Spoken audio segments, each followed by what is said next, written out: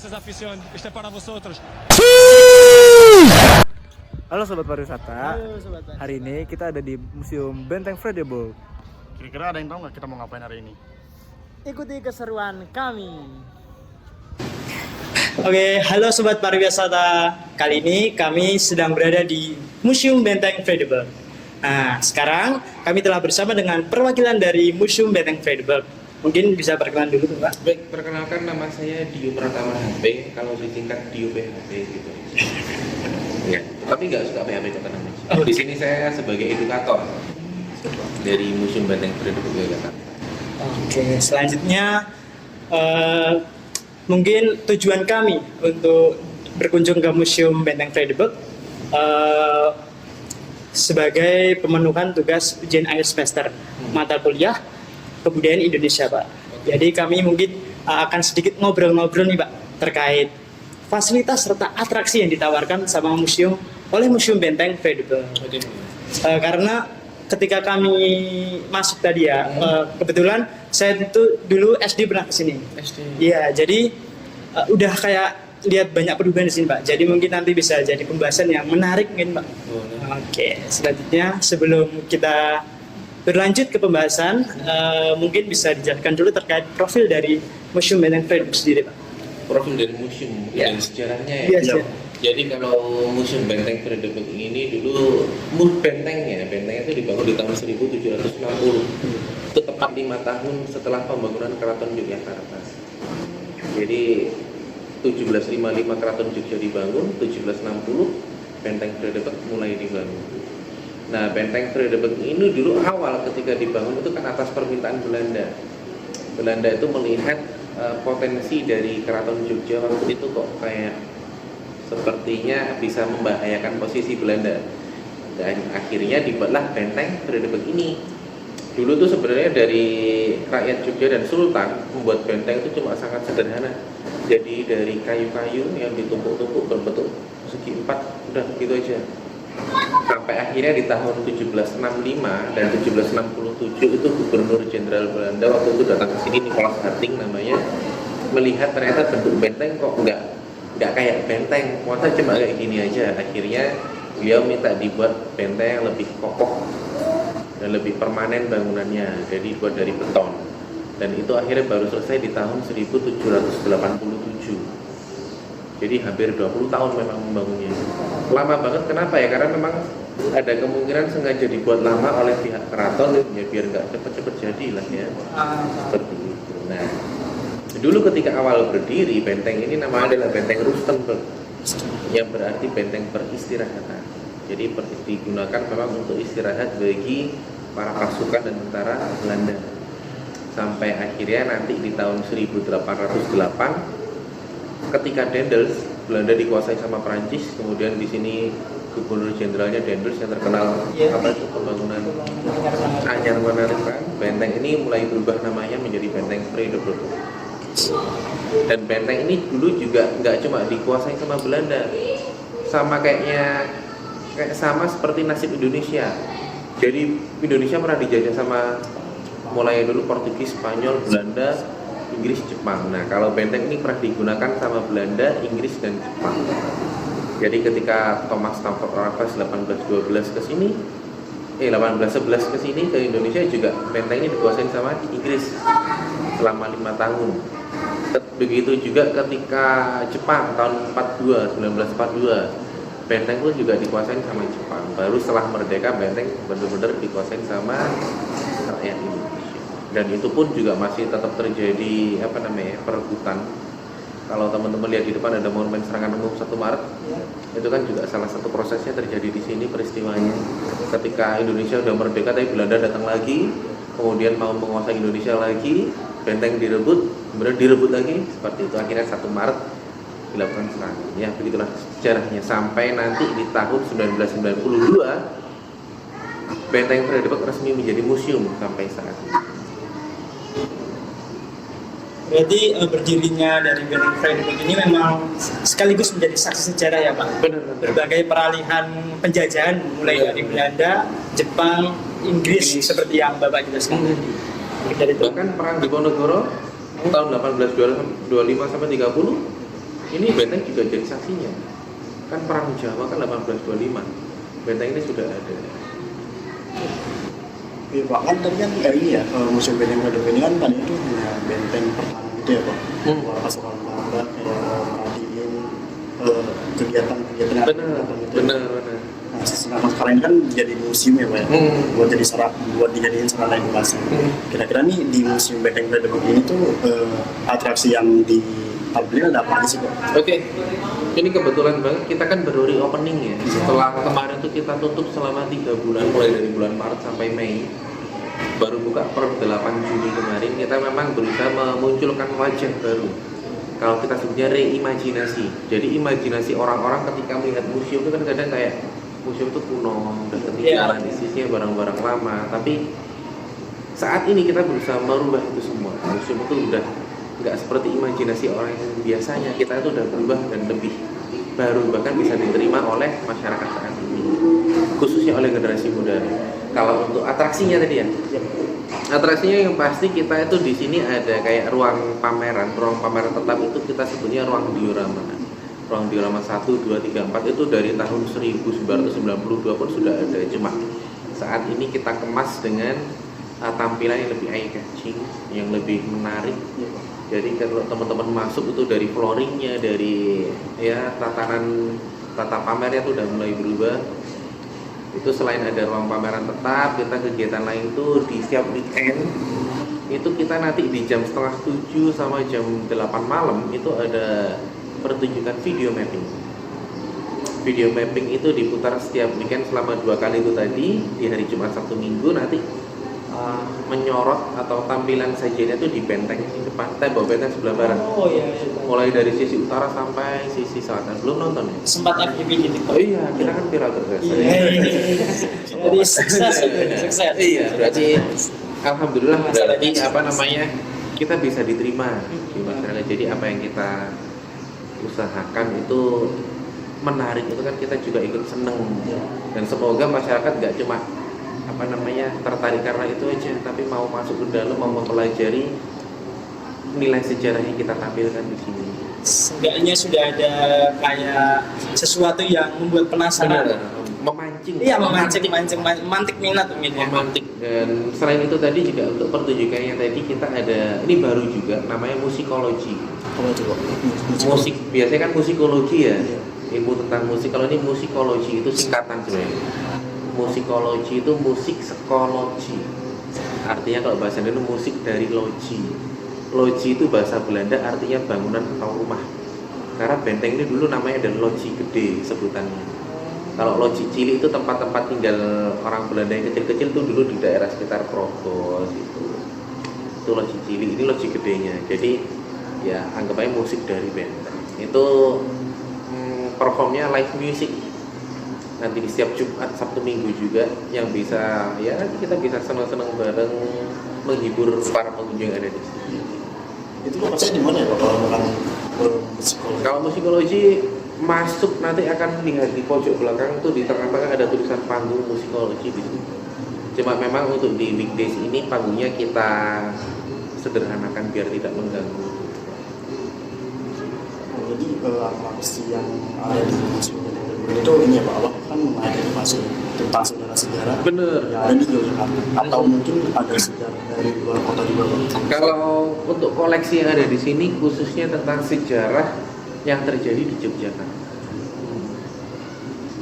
Nanti diorama-dioramanya itu dibikin secara runtut atau gimana tuh? Dan secara kronologis dimulai dari diorama 1 itu menceritakan tentang mulai dari perang Diponegoro sampai masa pendudukan Jepang. Habis itu diorama 2 dan 3 itu masa pasca kemerdekaan sampai agresi militer, dan di diorama 4 nanti terakhir sampai masa Orde Baru. Jadi memang berurutan. Jadi kalau orang masuknya berurutan ya dia akan mendapatkan cerita yang runtut. Kronologis kita sebut. Dan kalau pertunjukan itu tadi sebenarnya tidak cuma itu aja sih ya. Karena kita ini kan juga menggandeng banyak komunitas. Karena museum ini kan erat hubungannya dengan komunitas. Kita sebagai ruang publik itu berusaha memberikan tempat bagi para komunitas untuk dapat berkegiatan di sini. Itu jadi harapannya ya biar museum itu nggak sepi, nggak gitu-gitu aja, tapi orang tuh bahkan bisa pakai ke museum untuk mendapatkan tempat untuk berekspresi. Soalnya ini ya Pak, lihat dari apa ya, review orang-orang yang sekarang ini katanya musim Benteng Fredebook ini intinya banyak banget peningkatan itu pada segi atraksi, mungkin ya amenitas dan juga fasilitas yang dikurang. Bener, kalau dari iya, kalau dari fasilitas memang ada apa namanya beberapa tambahan ya Mas. Iya. Contohnya ada merchandise shop yang dulu banyak dicari-cari, terus ada kantin atau kita sebutnya minimart dan food court. Dan ini semua penambahan fasilitas itu kita berdasarkan dari evaluasi yang diberikan oleh pengunjung. Kan kita punya kayak platform untuk kritik saran dan masukan, itu kita berusaha apa ya, apresiasi saran kritik dari pengunjung itu untuk bisa membangun museum menjadi lebih baik, dan inilah hasilnya. Mungkin kalau misalnya untuk lokasi Pak, kalau untuk lokasi sendiri kan sebenarnya strategis gitu kan. Nah cuman ada nggak sih Pak satu dua pengunjung yang emang ngeluh, kan dulu tuh sempet apa ya, saya juga agak bingung tentang parkirnya nih dulu nih kan. Nah sebelum direnov sama setelah direnov ini ada nggak sih Pak komplain tentang apa namanya lokasi parkirnya atau segala macam? Nah itu dia Mas, jadi parkir itu juga salah satu yang menjadi masukan banyak banget dari pengunjung. Karena kan kalau dulu sebelum direnov, kalau mau mau kesini parkirnya kan harus di Beringharjo, kalau nggak itu di kantor pos, di depan Bank Indonesia kan jauh-jauh. Akhirnya dari situ kita berusaha maksimalkan dan berikan fasilitas kepada pengunjung tempat parkir yang baru, dan itu berada tepat di dalam benteng juga, di sisi selatan, di pintu di gerbang luarnya benteng. Tapi tetap wilayah kita ya. Jadi kalau pengunjung datang ke sini tuh udah nggak perlu susah-susah cari tempat parkir, mau mobil mau motor bisa masuk. Tapi kalau untuk bis kita tetapkan semuanya difokuskan di parkir depan situ, Senopati. Kalau untuk fasilitas yang baru ini ada apa aja sih Pak? Fasilitas baru ada banyak ya Mas, kayak seperti yang tadi saya sebutkan, ada kantin, merchandise shop, dan food court. Kita juga ini yang lagi banyak pertanyaan, dulu di depan kan ada playground. Iya. Playground biasanya anak-anak kecil main. Dulu juga kemarin juga banyak pengunjung tuh mempertanyakan kenapa kok malah playground di depan dihilangkan. Nah itu perlu kita klarifikasi bahwa sebenarnya bukan dihilangkan, tapi playgroundnya kita pindahkan di dalam museum, ada di belakang, playgroundnya di belakang, dan kita tambah malahan. Kita tambah dengan yang namanya ruang anak. Ruang anak itu nanti anak-anak ya bisa macam-macam. Pernah tahu kayak kids fun, kids zona, dan yang di mall-mall itu ya kita berusaha kita terapkan di sini. Intinya museum tetap menjadi museum ramah anak juga. Berarti ayunan di belakang itu ditambah juga ya? Iya. Maksudnya bukan cuma kalau waktu dulu kan cuma ada ayunan sama semacam prosotan gitu. Iya, cuma gitu aja. Dan sekarang ya kita berusaha tambahkan dan tingkatkan sih. Cuma ini ya masih baru mungkin ya, jadi perlu tetap kita akan pemeliharaannya masih ekstra. Mungkin itu baru anak umur 1-5 mungkin ya Pak? Ya kalau orang dewasa mau main gitu ya agak lucu juga ya. Ya Kalau meskipun umur 19 gimana Pak? Ya meskipun kadang bayi tua itu sehingga ya harusnya kan tanpa diberi peringatan atau tulisan ya sadar diri, tapi itu ternyata ya masih menjadi PR kita. Oh, berarti masih ada mungkin beberapa pengunjungnya. Ya, mungkin inner child-nya itu masih muncul ya. Jadi, masih menggebu-gebu gitu ya. Jadi ya kita lihatin aja, oke, sekali 2 ayunan, oke, sudah. Ya, Oke, selanjutnya mungkin Pak terkait fasilitas seperti playground yang untuk ramah anak gitu Pak. Sebenarnya saya sedikit penasaran nih Pak dengan tangga ini yang kalau tidak salah ini untuk membantu laju dari pengunjung yang disabilitas. Betul. Mungkin apakah ada fasilitas lain yang sebagai penunjang disabilitas lainnya? Ya, jadi ini juga salah satu untuk kaum difabel ya. Jadi di depan mulai pintu masuk kan udah ada kayak apa namanya ini tanda untuk yang jalannya itu. Kemudian nanti di toiletnya sudah ada yang untuk difabelnya juga. Ya kita berusaha memang memfasilitasi juga untuk teman-teman kita itu, dan kita buku panduan kita punya khusus buku panduan dengan huruf braille. Jadi kalau ada teman-teman yang kaum difabel mungkin membutuhkan buku panduan, kita bisa berikan itu juga. Jadi bisa menikmati museum dan bisa membaca sendiri. Berarti memang perbaikan dari benteng ini sudah menyeluruh ke segala pasar gitu Pak. Iya, semoga ya, seperti itu. Harapan kami sih memang seperti itu. Jadi bisa mengena ke masyarakat kita, intinya itu tadi reimajinasi museum biar orang itu mau datang ke sini, setidak-tidaknya tuh mereka mau datang dulu, habis itu ketika mereka masuk dan tertarik dengan apa yang ada di sini kan kita ikut seneng, oh ternyata mereka mau belajar sejarah, karena kan sejarah itu juga penting juga untuk membangun bangsa kita, apalagi generasi muda kita. Mungkin karena maaf, upaya dari Benteng sendiri untuk mendatangkan tamu yang lebih dari sebelum-sebelumnya, apakah ada inovasi sendiri Pak, dari Museum Benteng Frederick ini untuk inovasi dalam pemasaran atau promosi agar lebih bisa meraup tamu lebih banyak? Iya, pastinya ada Mas. Jadi contohnya yang sudah alhamdulillah bisa dibilang berhasil itu mulai dari tahun kemarin untuk acara Free the Book Fair, acara rutin tahunan kita itu kita bekerja sama dengan influencer, dengan tokoh-tokoh. Itu harapannya adalah mereka kan punya pengikut, punya fanbase sebagainya. Terus misalkan kalau bahasanya sekarang followernya banyak, itu kita menggandeng mereka untuk bisa saling bekerja sama, ya setidaknya ialah mempromosikan museum dan kegiatan apa yang ada di sini. Dan itu juga yang kita lakukan di tahun ini setelah launching kita kemarin, waktu launching Indonesian Heritage Agency itu kan rumah kita namanya Indonesian Heritage Agency. Kita juga menggandeng beberapa brand ambassador untuk datang ke sini. Pada waktu launching ada Nicholas Saputra, ada Chelsea Islan, Sal Priadi. Itu harapannya adalah ya biar masyarakat tuh tahu, oh ternyata ada ya Indonesian Heritage Agency atau ada museum Benteng Frederick ini seperti. Jadi ya tetap kita akan mengikuti perkembangan ya. Kalau untuk pemasaran dan publikasi istilahnya ya, publikasi kita memang memperkuat di bidang media sosial saat ini kuat banget gitu. Dan kita harus tetap mengikuti tren saat ini apa. Jadi kita biar nggak ketinggalan. Dan itu untuk yang online. Kalau untuk yang secara kemitraan, secara langsung kita juga berusaha menjalin mitra dengan pertama tadi komunitas tadi ada pihak jasa tour and travel, kemudian perhotelan. Seperti kita ini sudah mulai kita saling berjejaring, karena ya itu tadi untuk tujuan Benteng Frederick ini kan sebenarnya adalah kalau bisa orang ketika datang ke Jogja, yaitu tujuannya utamanya adalah bisa ke Benteng Frederick. Ya seenggaknya jadi 5 besar tujuan yang akan dikunjungi lah. Biasanya kan kalau orang dari luar kota ke Jogja kan ke mana sih?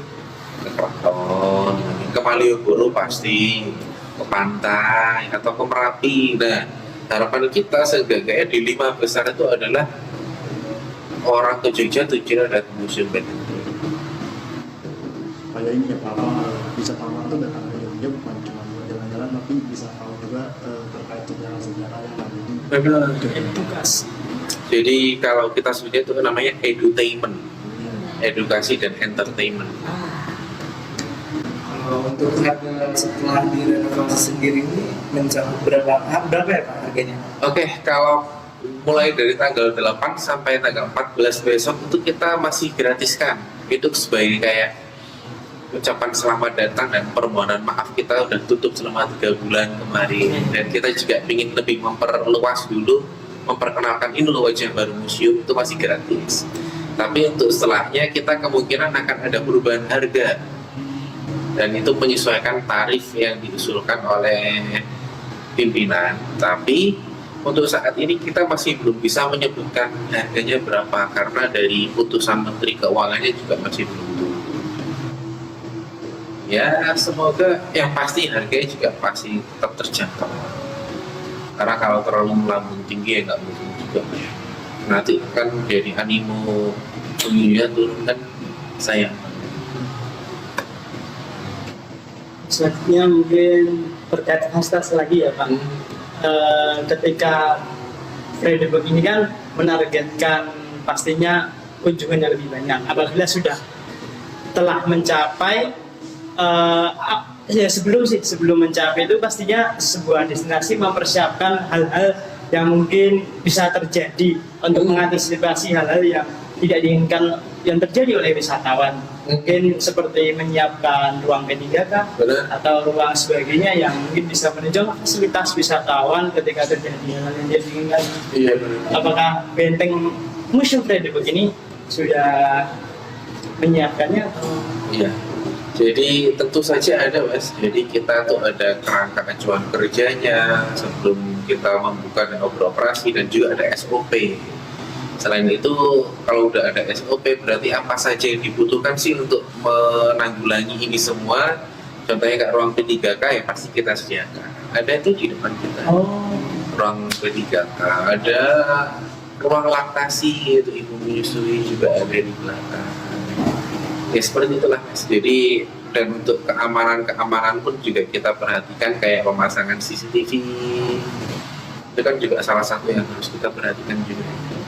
Terus smoking area, terus untuk kenyamanan pengunjung. Mungkin seperti di belakang Bapak itu ada apa?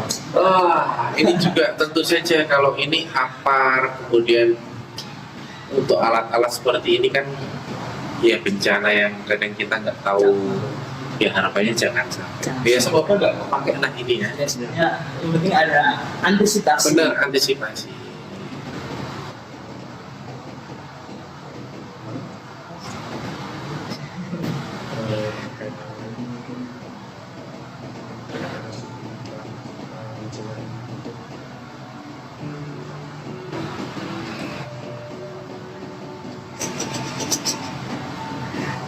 Fasilitas lain.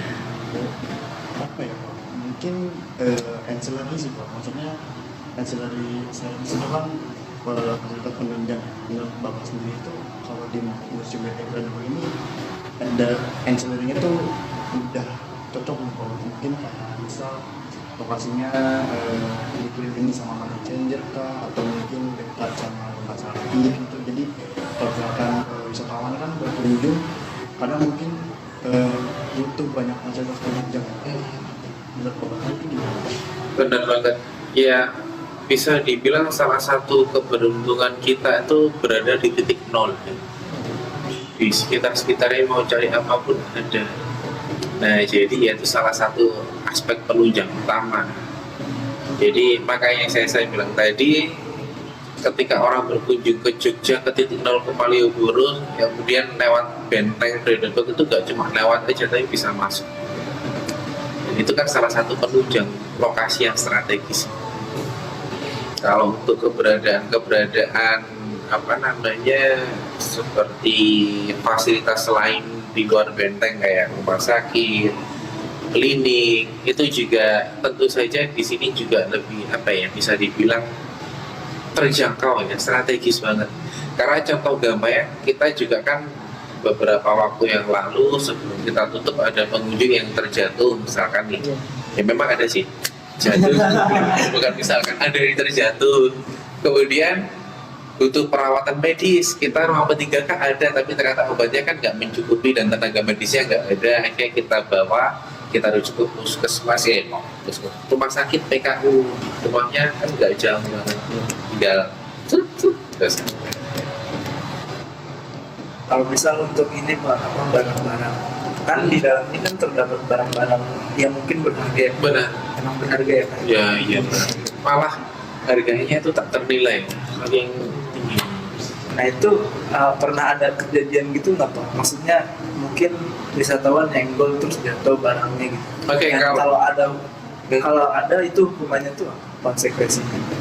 Kalau ya alhamdulillah sampai sekarang tidak ada yang menaik sampai nyenggol dan jatuh, nggak ada. Karena kan kita antisipasi di awal dulu. Contohnya misalkan ada pembatasnya, kemudian ada kacanya atau apa itu. Jadi ya hal-hal seperti itu bisa kita hindari.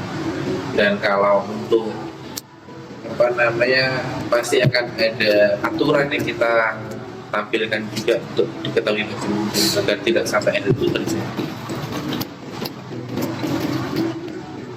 Selanjutnya mungkin terkait target wisatawan dan Benteng sendiri. Seperti diketahui ya Pak, sejarah dari Benteng ini kan tidak hanya terkait Indonesia, tapi juga terkait luar negeri ya. Spesialisnya negara-negara yang pernah datang ke Indonesia. Apakah target dari Benteng ini memang juga menuju ke wisatawan mancanegara? Seperti diketahui mungkin menargetkan untuk wisatawan mancanegara yang sekedar ingin menapak kilas ataupun mungkin ingin mengetahui atau menelusuri lebih jauh terkait sejarah bangsa mereka datang ke Indonesia. Benar. Jadi memang wisatawan mancanegara ini juga salah satu aspek yang kita perhatikan juga ya, dan maka dari itu contoh gampangnya ketika tadi mas-mas yang masuk ketika melihat signage-nya ada tanda-tanda itu kita sudah menggunakan 3 bahasa Indonesia, bahasa Inggris, dan bahasa Jawa. Ya karena itu tadi kita untuk menggait wisatawan asing itu juga kan harus memudahkan mereka juga. Kalau misalkan wisatawan asing masuk ke suatu tempat wisata terus tanpa ada petunjuk yang jelas dengan bahasa yang mereka pahami kan juga mengurangi nilai dari tempat wisata itu sendiri. Meskipun di sini pegawainya juga dituntut untuk bisa setidaknya menguasai bahasa Inggris dasar. Jadi dapat berkomunikasi secara 2 arah dengan wisatawan. Berarti untuk menunjang fasilitas bagi wisatawan mancanegara, apakah disediakan tour guide khusus asing atau memang masih berkembang? Kalau khusus asing tidak ada, karena tour guide kita memang harus bisa menguasai bahasa asing. Ya seenggaknya bahasa apa ya, dasar. Meskipun tidak bisa yang menjelaskan secara mendetail, setidaknya tour guide itu bisa mengarahkan, kemudian memberikan informasi di mana tempat ini, tempat itu bisa. Karena untuk di narasi koleksi pun kan kita sudah menggunakan bahasa Inggris. Dan biasanya kalau dari pengalaman kita tuh wisatawan mancanegara malah mereka tuh mandiri ya. Mereka tuh mandiri, paling cuma tanya apa arah kemana, lewat mana dulu, dan mereka akan mempelajari itu. Ngomongin target sendiri kan edukator. Nah, buat edukator itu pengunjung itu cukup bayar tiket, terus kemudian nanti dipandu juga sebenarnya. Ada mungkin tambahan biaya atau mungkin harus ditanggung gitu Pak, supaya dibimbing sama edukator atau di museum. Jadi bisa dibilang dan jujur saja edukator di Museum Benteng Fredeburg ini bisa dibilang kurang. Kita kekurangan SDM. Ya meski sekarang juga sudah ada peningkatan, tidak seperti dulu, tapi kan akan tetap ya namanya manusia kan nggak ada cukupnya ya. Tapi memang bisa dibilang itu kurang. Jadi kalau kita misalkan ada pengunjung minta pemanduan, itu ya kita tergantung ketersediaan dari tour guide-nya, edukatornya. Kalau sudah lagi edukatornya sedang memandu, kemudian sisanya cuma berapa ya harus menyesuaikan. Kadang kan rombongan sekolah itu ada 5 bus misalkan, itu minta 5 edukator dalam satu waktu, itu kadang kita nggak bisa memenuhi karena ya edukatornya terbagi. Kadang ada yang sudah pemandu, ada yang nanti piket malam. Jadi ya kita mohon untuk dimaklumi, tapi kita akan pasti berusaha memberikan layanan semaksimal. Dan untuk biayanya gratis. Jadi ya cukup bayar tiket masuk sih, pemanduannya gratis. Tapi memang kita tidak serta-merta langsung memberikan pemanduan ke setiap pengunjung ya, karena keterbatasan SDM.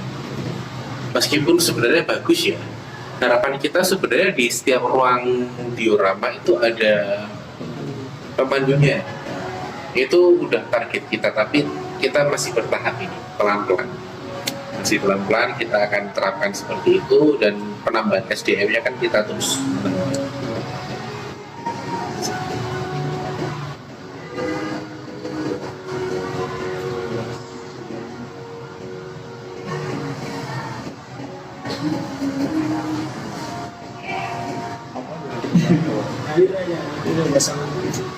Nanti kan bisa dikat juga kan. Ini juga kemudian nggak habis baterainya.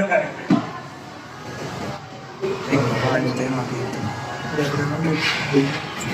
Atau ini 29.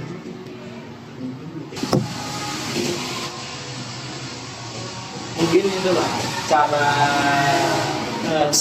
mungkin kembali lagi ke awal tadi ya Pak, terkait bagaimana Museum Benteng Frederick ini menjalin kerjasama ya, Oke. khususnya dengan Biro Kerjaan Desa. Oke.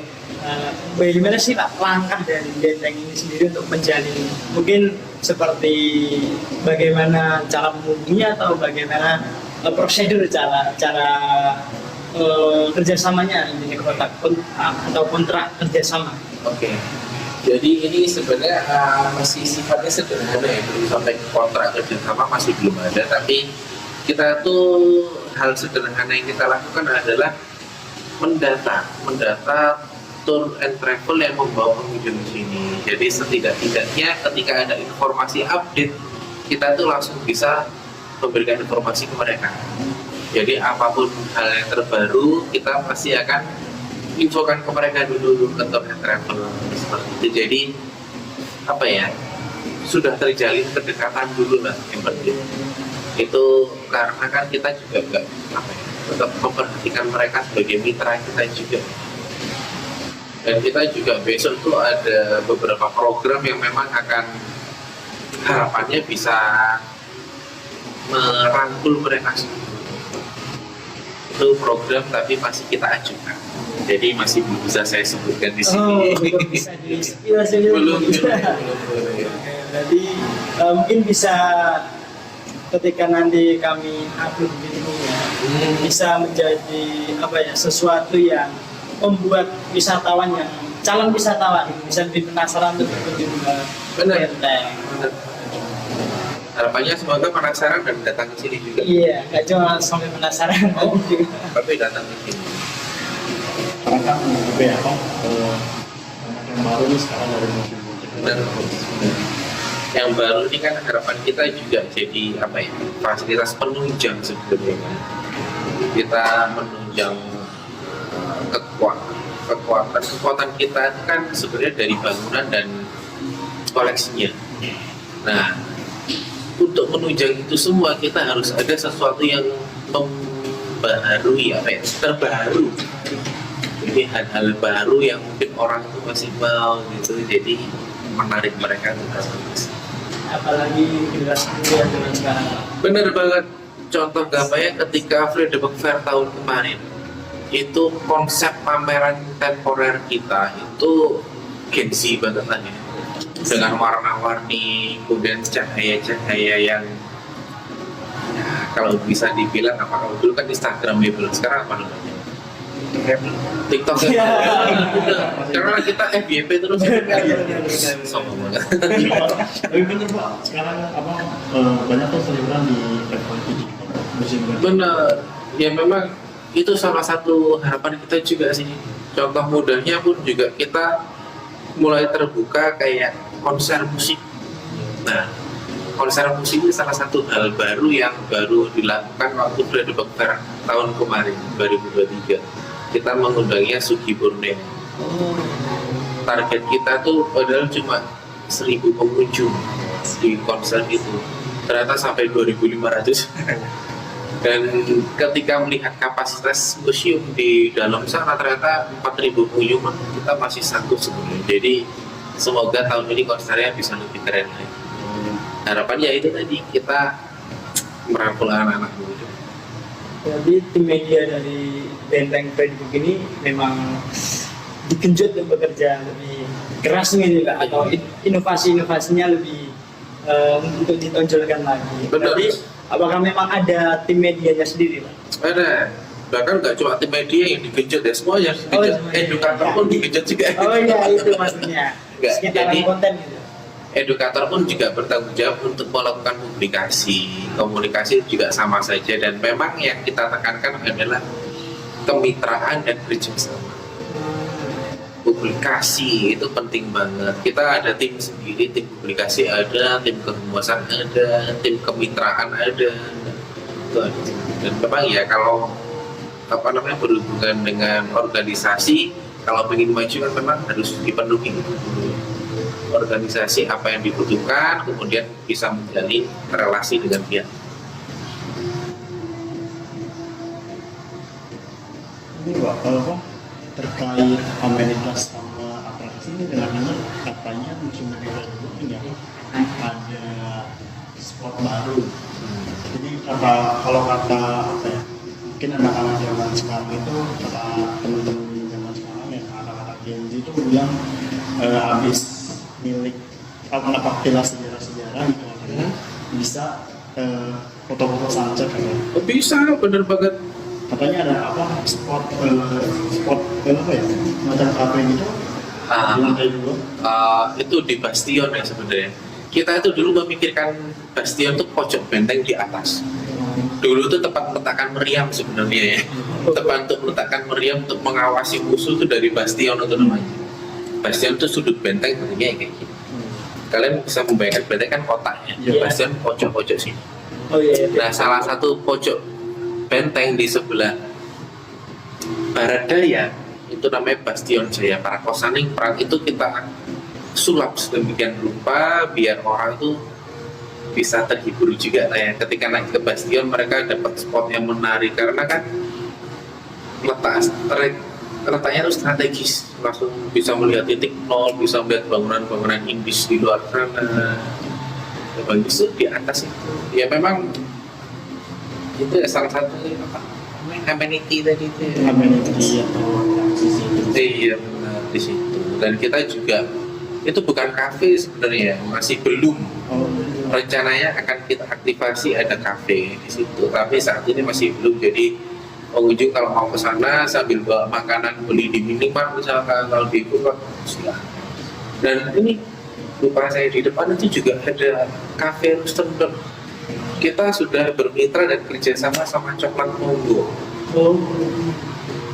Jadi itu rencananya buka di bulan ini juga, akhir bulan, sekarang lagi finishing.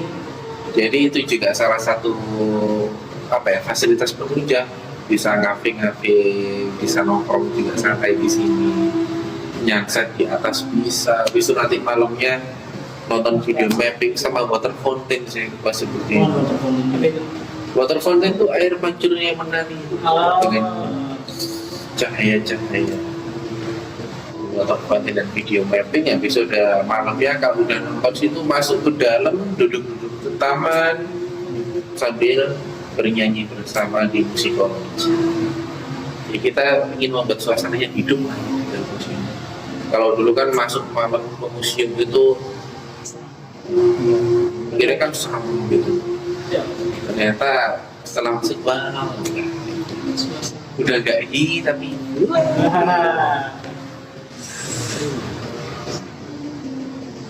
Berarti untuk yang tadi kafe di Baston, nah itu memang belum masih belum kita aktifasi. Meriamnya 4 bit.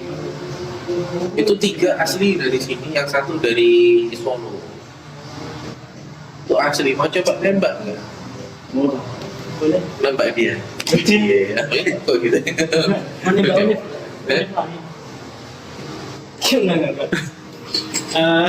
Kalau mau lihat tadi Pak, kalau kafenya saja belum jadi, tapi sudah ada pembicaraan gitu. Ini berarti pemasaran dari Benteng sendiri cukup berhasil ya Pak? Ya bisa dibilang seperti itu. Coba kita harus tetap meluruskan ya. Itu masih bukan kafe, masih belum ada kafe, tapi rencananya ke depan akan ada kafe. Dan kita sekarang juga masih mencari-cari mitra kan. Kan nggak sekedar tiba-tiba bikin kafe langsung jadi, kan harus ada mitra dulu, ada kerja sama seperti apa.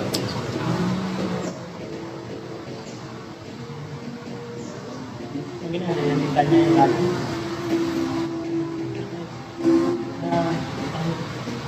Mungkin terakhir ya Pak, setelah dari pengembangan yang telah kami lihat, wah kedepannya ada target yang ingin dikembangkan lagi oleh Benteng Facebook yang sudah mungkin direncanakan saat ini. Oke. Kalau target kita pemanfaatan ruangnya masih belum belum terjamah gitu, belum terrealisasi di tahun ini. Di tahun depan itu semoga bisa segera terrealisasi. Contoh gampangnya saya spill aja ya, kita ingin ada ruang imersif. Ruang imersif itu yang kayak video mapping tapi dalam satu ruangan, nanti full di atas, bawah, kanan, kiri, depan. Itu ya semoga di next time kita bisa segera realisasi, karena untuk konsep dan dasar untuk melakukan itu udah kita siapkan, tinggal flying aja, eksekusi. Jadi sobat pariwisata, setelah kalian melihat video kami, semoga bisa memantik minat dari kalian semua untuk datang ke Benteng Friend.